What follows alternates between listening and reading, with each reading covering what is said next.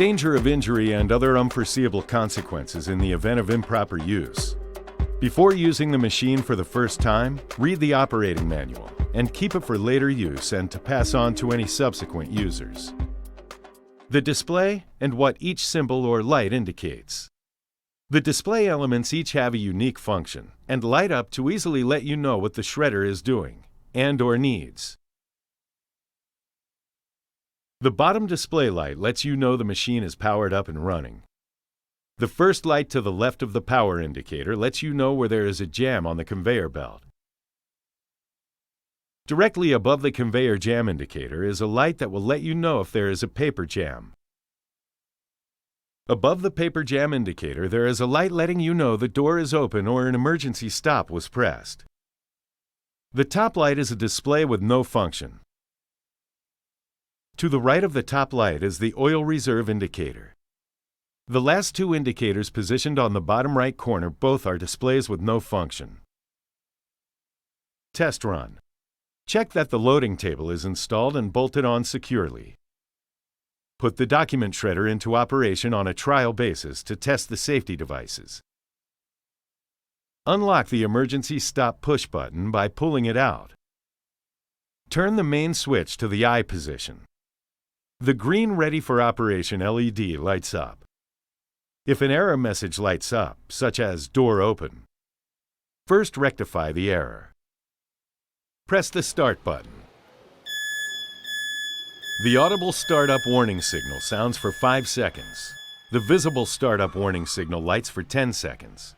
The conveyor, cutting block, and feed belt start up. Checking the emergency stop button. Press the emergency stop button while the machine is running. The shredder must switch off immediately. The cutting block and the feed belt must stop. The indicator Emergency Stop was pressed must light up. The machine will only start again once you have pulled out the emergency stop button again. Inspecting the door switch. Open the front door more than 4 inches. The indicator Door Open must light up.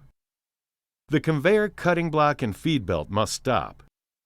After you close the door, the LED should go out, and you can start the machine again by pressing the Start button. Check the following before calling customer service. Is the power plug connected? Is the shredder switched on? Is the front door closed? Is there a paper jam in the shredder? Has the motor been overloaded? Paper jam. Overload display lights up. The cutting block automatically runs in reverse for a second. Take out the pile of paper. Press the Start button and put less paper on the feed belt. Electric motor overheated. Overload display flashes. The shredder switches off automatically. Let the motor cool down for 20 to 30 minutes. Press the Start button. Door Open or Emergency Stop was pressed. The indicator lights up. The shredder switches off automatically. Close the front door. Unlock the Emergency Stop push button by pulling it out. Press the Start button. Oil reservoir empty. Oil reservoir empty display lights up. Fill the reservoir with cutting apparatus oil. The oil reservoir empty signal is automatically deactivated after the reservoir is filled. The shredder remains operational even when the oil reservoir is empty. Jam and inlet funnel of discharge conveyor belt. The indicator Jam conveyor lights up. The cutting block and feed belt stop. The shredder switches to standby mode. Switch off the shredder. Open the front door of the document shredder and the flap on the inlet funnel. Remove the material from the funnel. Close the flap and front door. Restart the machine. If other malfunctions occur, please switch the machine off for 10 seconds and start it again before calling customer service. Cleaning. Switch off the shredder and disconnect the power plug. Use only a soft cloth and mild soapy water for cleaning. Never use a scouring agent, cleaning fluid, petroleum, or thinners. Make sure that no water gets into the shredder. Do not immerse the power cable or the power plug in water. Never touch the power plug with wet hands. Emptying the tray of the discharge conveyor belt. Empty the tray under the conveyor belt weekly. When doing this, switch off the document shredder. Open the front door and pull out the tray. Slide the tray completely back in after emptying. Close the front door and put the document shredder into operation. Maintenance. The left and right metal covers are equipped with safety switches. The machine can only be switched on when the plates are installed. Checking the chain tension twice yearly. Switch off the shredder. Pull out the power plug.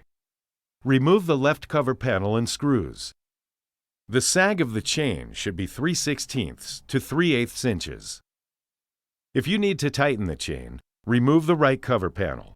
Loosen the nuts and push the motor and the tensioning screws until the chain sags by 3/16 to 3/8 inches. Make sure to adjust the motor squarely.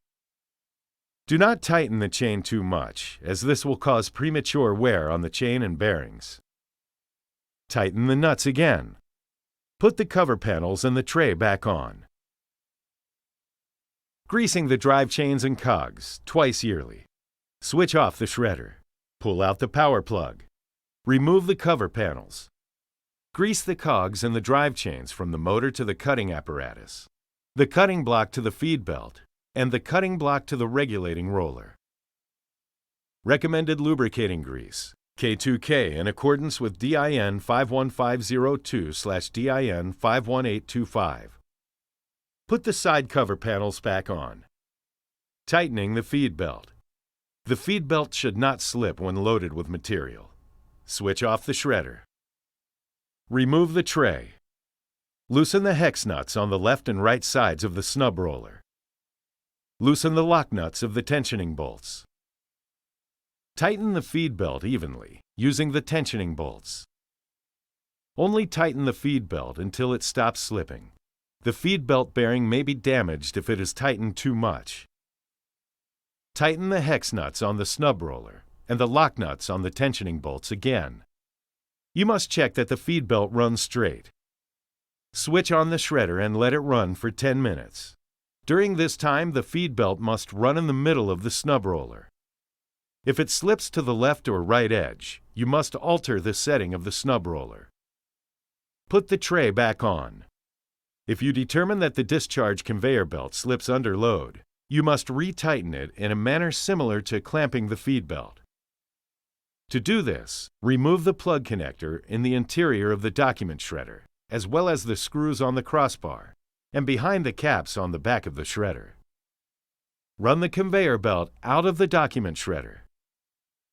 Now the adjusting screws on the conveyor bearing are accessible. Proceed with previous adjustments described to tighten the belt. To avoid premature wear, also refrain from clamping this conveyor belt too taut. Checking the feed belt for wear. The surface of the feed belt can become worn after long periods of use. If you can see the fabric inlay in the belt, it must be replaced. Please notify our customer service department.